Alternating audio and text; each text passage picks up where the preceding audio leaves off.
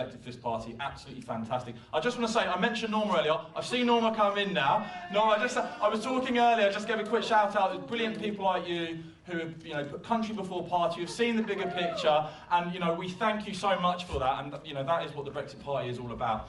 Now, the next guy, the local lad, grew up and was schooled in Ilford. He's standing in Ilford South, and really, this is the commitment we're looking at. This guy's been involved for a decade in financial regulation. He's actually given his job up to do this full time. He gave it up last week, which I think shows absolute commitment to the cause. Give it up for Manish Sharma.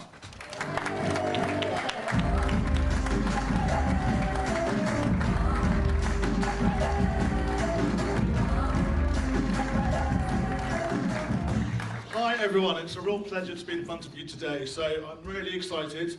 As of today actually, I'm now moved from a PPC and now I'm an official candidate, so I will be officially running for the Brexit Party in Ilford South. So look, Ben has just there kind of set out really helpfully some of the pitfalls on the withdrawal agreement, and absolutely take a look at his article that he's going to share out. On top of that, I've done a lot of work myself in analysing the detail of the withdrawal agreement and the political declaration, and there's much more than what Ben has suggested. So have a look at my Twitter feed, have a look at my website. It's all there to kind of see in black and white the risks involved with this particular treaty that we need to stop. Boris Johnson has promised that in 2020 we will have a Canada Plus trade non-political agreement, which would be fantastic, and we absolutely would support that. And that's why Nigel Farage has dropped 300 really fantastic PPCs. However, to get to that destination, we absolutely have to drop this treaty. We can only get there via a clean break Brexit. So it's really important that in the next Parliament, we have a sufficient number of Brexit Party politicians standing there, making sure the Conservatives fulfill that promise Boris gave to us last week. One thing I do want to kind of highlight on top of what Ben has stated so eloquently is this so-called divorce bill. Everyone talks about 39 billion. Actually, I've looked at all the provisions as Ben has done, and dotted around that treaty are lots and lots of hidden costs. Nothing in there says 39 billion. In reality, it could be a lot more. It could be a lot more because where we owe money to the European Union, essentially it's the European Commission who ultimately decides what we owe. That cannot be a good place to be in terms of negotiations. And we've got to scrap that as soon as possible to get on with the proper negotiations on the proper deal. One more thing I want to highlight is, and Ben mentioned the European Investment Bank. We have not properly accounted for all that we are owed for our investments in the European Union. And that is negligence. It could be tens of billions or more that we are owed in assets that we've invested, for example, in the European Investment Bank. We need to make sure those are properly accounted for. Right now, some of those terms talk about earning that money on what's called a paid-in capital basis. Essentially, getting that money back, what we paid in 20, 30 plus years ago. What we need to make sure we have is the fair value today, what it's worth today. That's UK money, that is. And that makes me really angry that we're in this position, because I've been speaking to supporters all over my constituency. People like Barbara, people like Brian. Are you here, guys? Yeah. Perfect. These are really strong supporters of mine, and they've worked hard all their careers.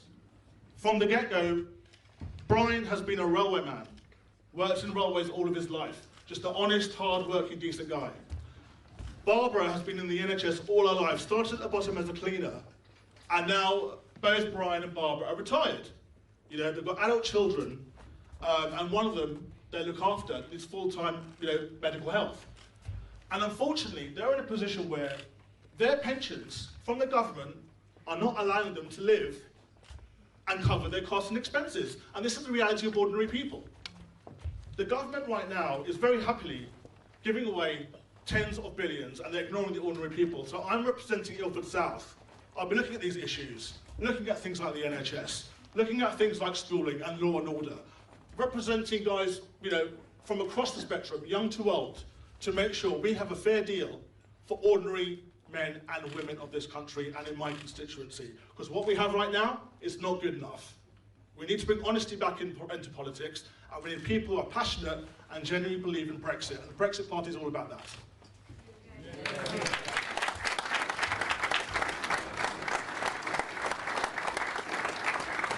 Isn't he great? I now have the privilege to introduce another person who's going to be a candidate for the Brexit Party. Now, very interesting, it's not the same old face as the Brexit Party. The lady I'm about to introduce has never stood for election before, has got into this because she believes in Brexit, believes in democracy, and is willing to fight for it. Give it up. She's going to be our candidate for West Ham, Emma Stockdale.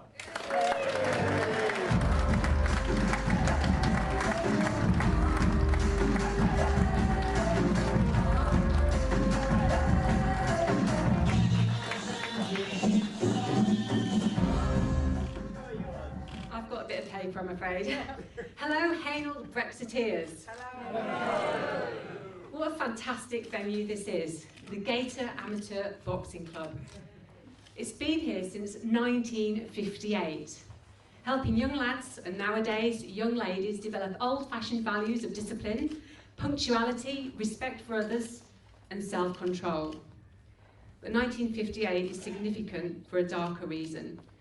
The Treaty on the Functioning of the European Union, TFEU, otherwise known as the Treaty of Rome, came into force in that year. A major stepping stone in the creeping creation of the EU, and the Brexit Party exists to get us out of it. These resolute young boxers must deliver their punches with precision. They need power, energy, and ultimately stamina. That is what is required of the Brexit Party candidates fighting to get onto those green benches. That and loyal campaigning supporters, so thank you. And we are ready.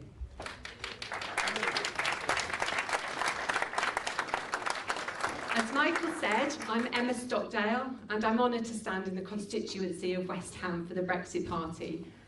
I come from an arable farming background in North Yorkshire, and I came to the east of London in 1997, and I've lived in Canning Town South since 2006. I put myself forward to stand locally for the Brexit Party first and foremost because I feel so strongly that our vote must be implemented. But also for the abundance of opportunities that Brexit presents the UK with.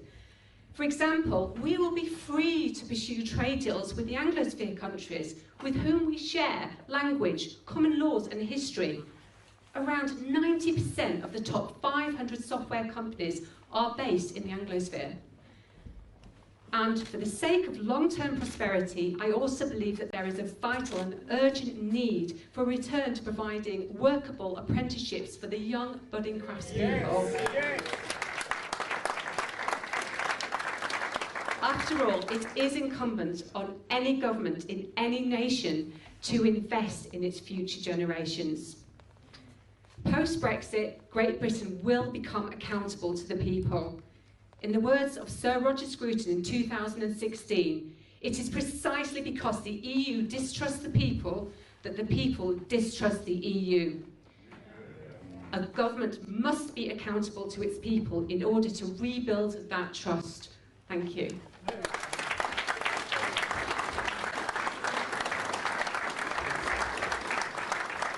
Isn't it great that the Brexit Party has inspired such great people to become politically active and stand? We thank you, and we hope to see many, many of them elected in the general election. So thank you very much for coming, everyone. It's been great. Oh, no, sorry. There is one more speaker today, someone you may have seen before, someone who has made a massive decision to put country before party. Let's see the main man in action.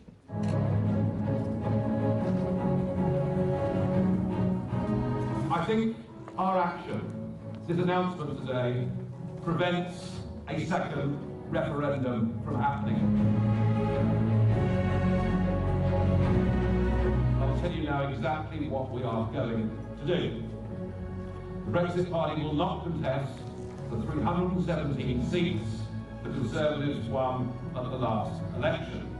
But what we will do is concentrate our total effort into all of the seats that are held by the Labour Party, who have completely broken their manifesto pledge in 2017, and we will also take on the rest of the Remainer parties. We will stand up and we will fight them all. In a sense, we now have a Leave alliance. It's just that we've done it unilaterally. We've decided ourselves that we absolutely have to put country before party and take the fight to Labour. Thank you very much indeed, everybody. Thank you. Please welcome to the stage Mr. Nigel Farage.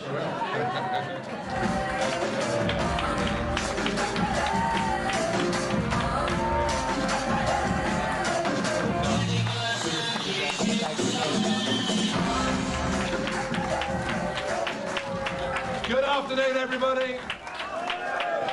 We started this campaign at a boxing club up in Bolsover in Derbyshire. We're back in the ring again. A lot of people over the last week have tried to land some very heavy blows on me. Virtually everybody in establishment politics, many sections of the media, but I tell you what, we're still there, we're still moving. And would you believe it? The one thing we do in the Brexit Party is we do innovative, different things. And the others copy us. So this morning, Joe Swinson was in the ring at a boxing club in North London. But there are two big differences between Joe Swinson's event this morning and our event this afternoon. You see, her event was about cancelling the greatest democratic exercise in the history of our nation, and our event is about democracy and us becoming an independent country. There's one other big difference between Swinson's event and our event. We have got heavyweight star boxer Derek Chisora with us. Derek, welcome this afternoon. I went to watch him fight. At the O2 the other week. I tell you what, any of you just don't pick an argument with Derek, right? Doesn't really make a lot of sense. It's been a very, very interesting week, and it's been a very challenging week, and I had a big decision to make over the course of last weekend. I do not like one little bit the withdrawal agreement that was brought back from Brussels and that Ben has talked about this afternoon, because it wasn't Brexit. But clearly under pressure, because he knew we'd stand in every seat in the country, Boris did something that I hope he sticks with. If not, he will come to regret. Because he made two big statements on Sunday. One, that we would absolutely leave next year, but secondly, and more importantly, that we're now going to negotiate a free trade deal along the lines of Canada without any political alignment. He's effectively said, we're tearing up part of that agreement, we're going to change it. Now, Boris is very good at making promises. Very good at saying we'll leave on the 31st of October, come what may, do or die, I'd rather be dead in a ditch and all the rest of it. Right, well, I tell you what we're going to do for this election. We will take him at his word, but we will hold him to his word. That's the point. And in parts of London like this, in parts of East London like this, there are constituencies that voted by 69%, by 70% to leave the European Union. They are now represented by Labour MPs who are standing on a manifesto that says, well, Diane Abbott articulated it beautifully on Question Time the other week. Yeah, don't send your kids for maths lessons with Diane Abbott, all right? But Diane Abbott laid it out beautifully. If Labour win the election, they will go back to Brussels, negotiate an even worse deal that has been done by Boris Johnson. They will put it to the country in a referendum, because remember that as far as Labour are now concerned, Leave voters didn't know what they were voting for. How patronising can you be? I mean, gosh, we're going to teach them a lesson for that. They're going to put it to the vote, and what they'll do is, we'll have a choice of Remain, or the form of Remain that they negotiated, and they will then vote against the very deal they negotiated. I mean, you simply couldn't make this stuff up. But it is a complete betrayal by the Labour Party. All their senior figures said during the referendum, after the referendum, and indeed in their election manifesto, they said they would honour the result of the referendum, and they have, I put it to you, completely betrayed the trust of Labour voters in this country. And we're going to stand against every single one of them.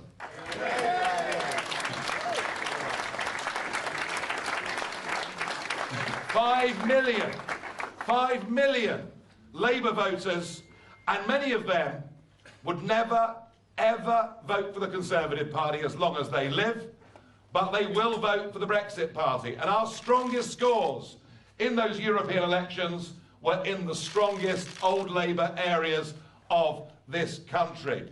So we're fighting a very serious campaign. We're taking on Labour and all the Remainers.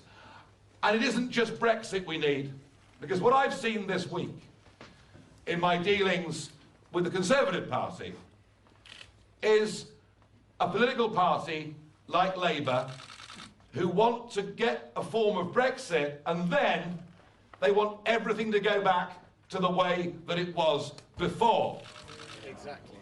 Our country, our democracy, the way this system works, now needs absolutely fundamental reform. Fundamental reform.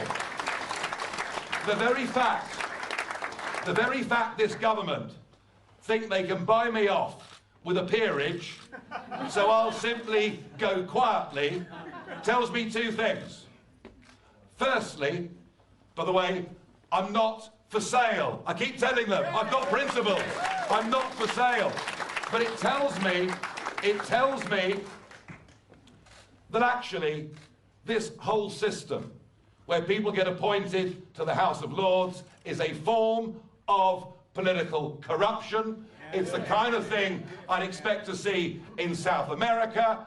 And the slogan that we launched the Brexit Party on, I can see one being held up there, and one held up there, and one held up there. Why don't you all hold them up? Because we want to change politics for good, and we can only do that by getting Brexit Party MPs into the House of Commons. We want to hold Boris Johnson to his promise, and then let's transform the political landscape. Let's re-establish trust between voters and those that represent us. And let's start to believe in our great country and our great people once again. Thank you very much indeed. Thank you.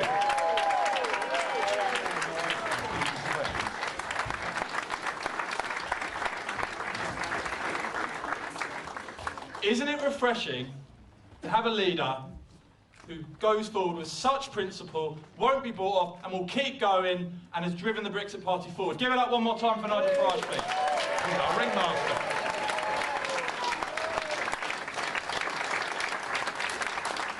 Now, again, unlike the other parties, we're actually not scared of the public, so we've got a few questions for you. First question from Sharon. Are you stepping down any further candidates, Nigel? No, that's just a sort of an attempt at intimidation that has come from elements of the press. No, we are going to take on all of the Remainers who are standing in this country. You know, everyone promised, even the Liberal Democrats, even the late Paddy Ashdown promised they would implement the result of the referendum. Not to have done so not to have done so is an absolute disgrace. And I have to tell you, just last Sunday, all over our country, millions of people attended town squares, village greens, church services, millions of people remembering the incredible sacrifice that was made by those that went before us so that we could be a free, independent, self-governing nation. And democracy works only if the loser accepts the result. And normally, we do, don't we? We may not like the government of the day, we might have voted for the other people, but democracy functions and flourishes with the principle of losers' consent.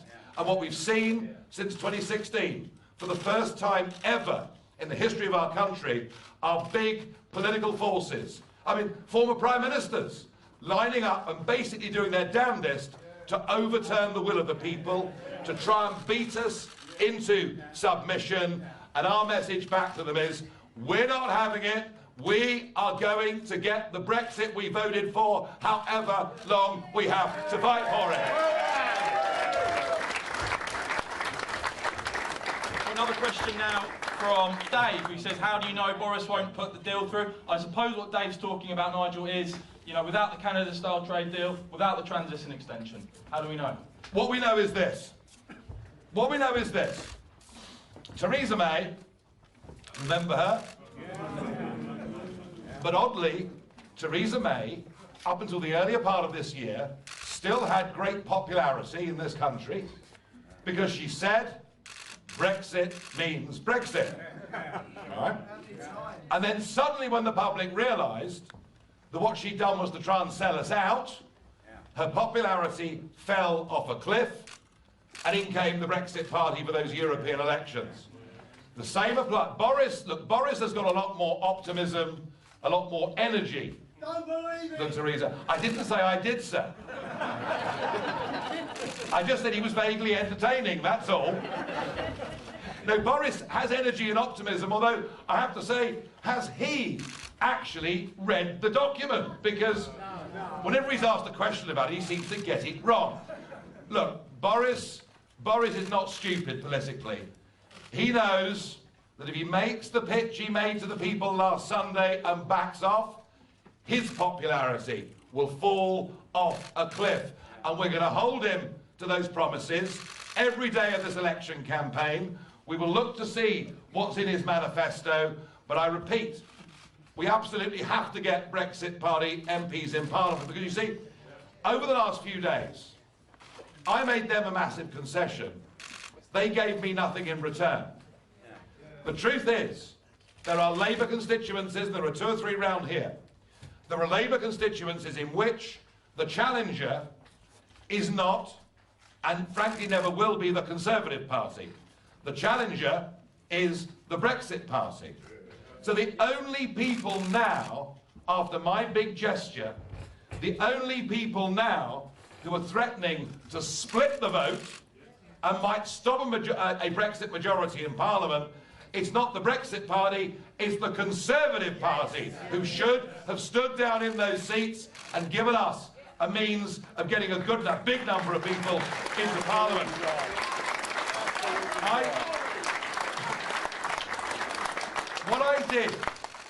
What I did on Monday was not an easy thing to do. But I did it because I thought the moment had come when I really ought to put country before party. And ever since I've done that, what the Conservatives have done every single day is they have put party before country. If Brexit doesn't get done, it's not because of me. I've done my utmost to work with them. I've done my best to try and make sure there are good leave options in every seat in the country. It's they who refuse to work with us. And I think one of the reasons is they genuinely fear us.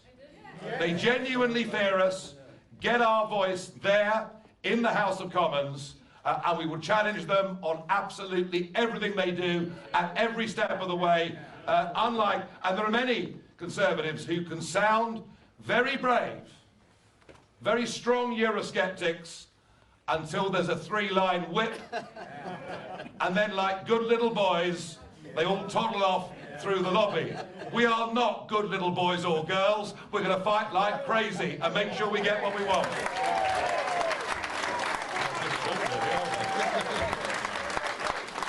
So,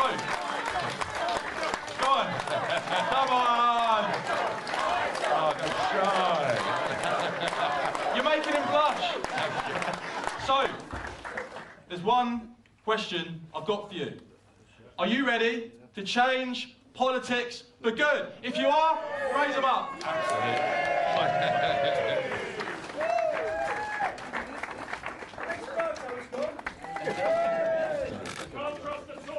We know, we know. The Brexiteers are coming! Thank you everyone for coming. Vote Brexit Party. Thank you. We're going to do shots and stuff.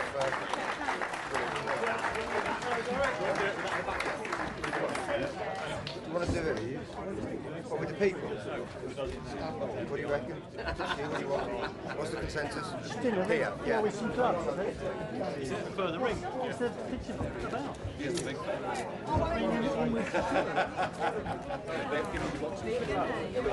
We have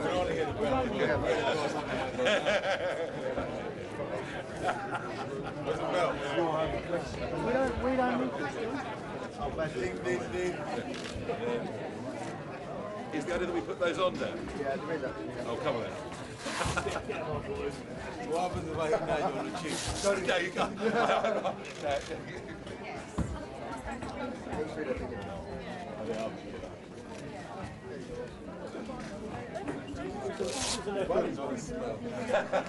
Oh my God, my goodness, they stop, they're on you.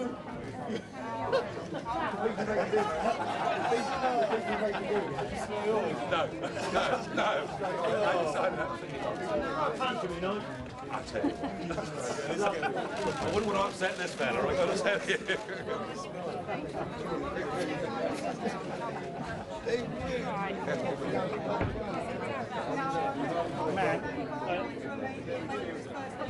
Yeah, no, that one good. No, we'll not be in your way, don't worry. Well, you will. Okay. So, Derek, I'm not suggesting that I would last all that long. A little bit quicker than me, let me get a jab or two. But if I upset you... I'll never do it. If I upset you, I wouldn't want to upset you. Yeah, you got me. That's it. I'm out. Sorry about this way, but... Derek, your turn.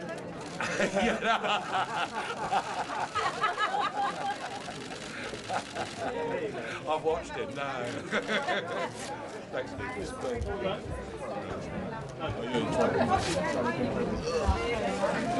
We get the best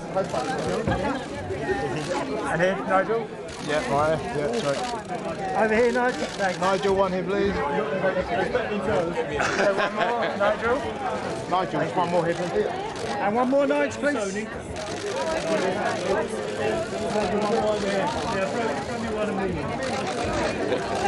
You'll get the right.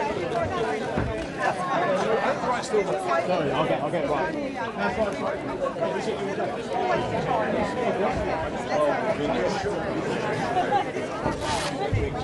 They do, I do. I'm pretending they don't.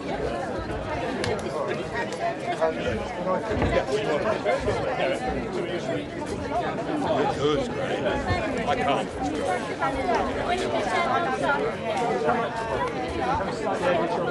To the right. Do you want to jump up first, all right? Where's Tom Barnes? Stay the background for one, please. Thank you. Snap one for me on the phone. Yeah, the boys, the boys are Well, I've got my stuff here, but I can do your phone as well. No, guys, great. Guys, Right. Stu, I'm here. It's great. down here as well, chap. And up. Right, I'm just going to stand up for one. Guys, just look here for one, please. And that's it. Look at this camera here. Ready? And...